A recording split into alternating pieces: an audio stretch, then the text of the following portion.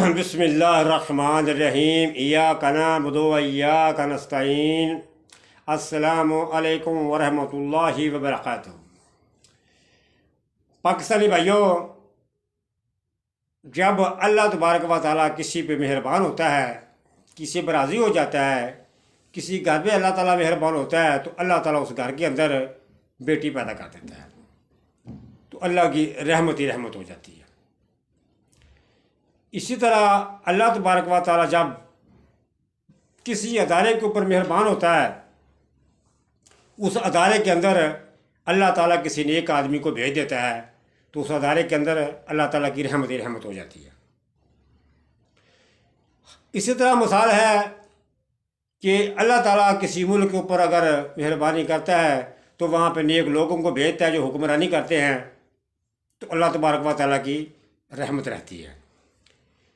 پھر جب ہم غلطیاں کرتے ہیں، ہم ان غلط لوگوں کا چناؤ کرتے ہیں، غلط لوگوں کو ہم لے کر آتے ہیں، پھر جب ہم غلطیاں کرتے ہیں پھر اللہ تعالیٰ ہمارے لیے چور اور ڈاکوؤں کو بھیجتا ہے، اس لیے کہ ہمیں احساس آ سکے کہ ہم نے غلطیاں کی ہیں۔ میں ایک مثال دینے کی کوشش کر کے سمجھانے کی کوشش کرتا ہوں انسان کو اور پاکستانیوں کو، لوگوں کو، کہ کوئی آدمی سفر کر رہا تھا تو راستے میں چند لوگ بیٹھے ہوئے تھے، وہ جو مسافر تھا وہاں جا کے ان سے پوچھتا ہے کہ بھائی صاحب یہ راستہ کہاں پہ جاتا ہے؟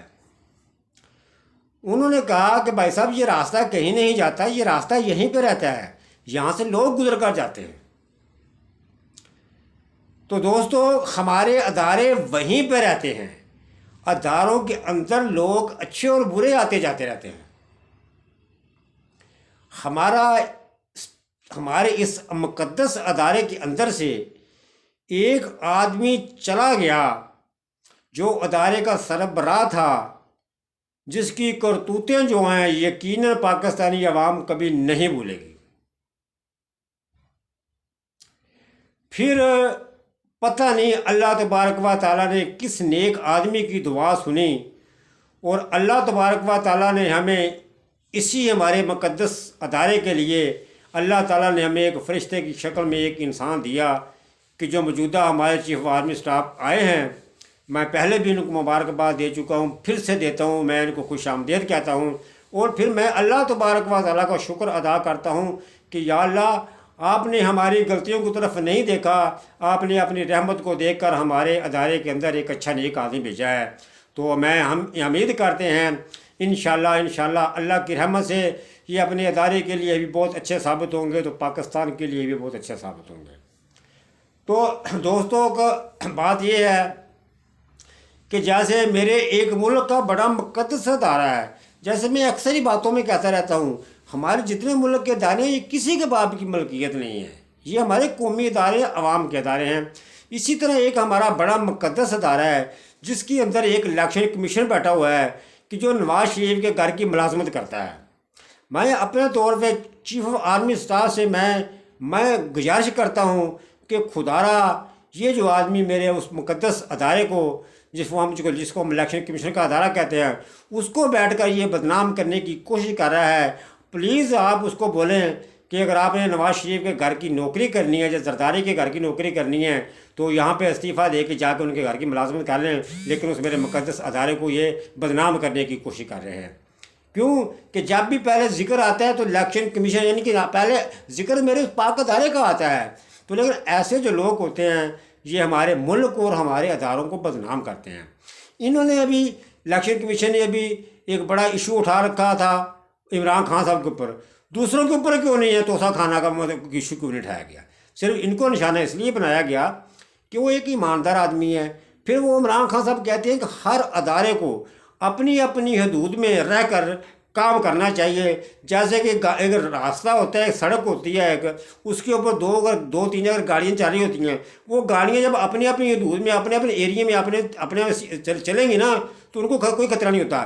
جب وہ ایک دوسرے کو آگے پیچھے کرنے کی کوشش کریں گے تو پھر ان کا مثلا ایکسیڈنٹ ہونے کا خطرہ ہوتا ہے, ٹکراؤ کا خطرہ. پھر یہی اداروں کا مسئلہ ہے. عمران خان صاحب یہی تو کہتا ہے کہ سب اداروں کو, ہماری سارے ادارے مقدس ہیں.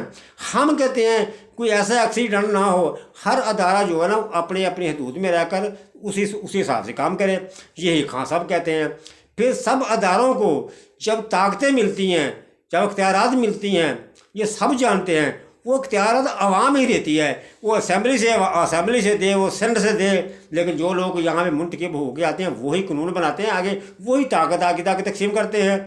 اسی طرح پھر ایک میرا خور مقدس ہے, میرا ایک ادارہ جس کو میں عدلیہ کہتے رہتی ہوں, میں اکثر کہتا رہتا ہوں کہ میں معذرت سے بھی ان کو کہتا رہتا ہوں. پھر یہ ہمارا ادارہ ہے.